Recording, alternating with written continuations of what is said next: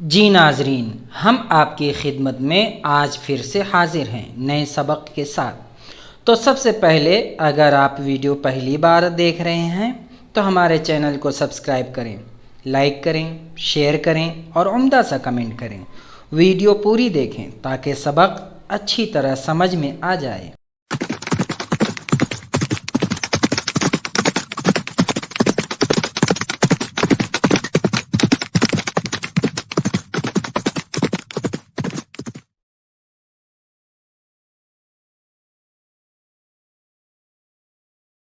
जी नाज़रीन इकराम, अस्सलामु अलैकुम वरहमतुल्लाहि वबरकातुहू।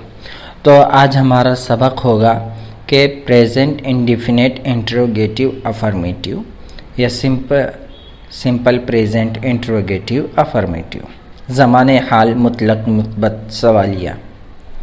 तो सिंपल प्रेजेंट में हम किस तरीके से सवाल करें, क्वेश्चन कैसे करें, कैसे बनाएं, इस ताल्लुक़ से आज हम पढ़ेंगे और देखेंगे।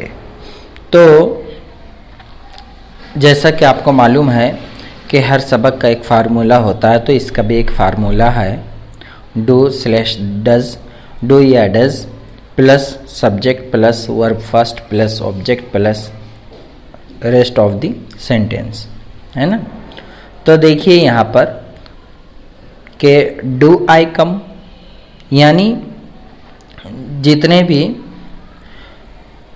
फर्स्ट और सेकंड पर्सन हैं उनके साथ डू लगेगा, थर्ड के साथ डज लगेगा और ये पहले लगेगा डू, उसके बाद सब्जेक्ट और लास्ट में क्वेश्चन मार्क लगेगा।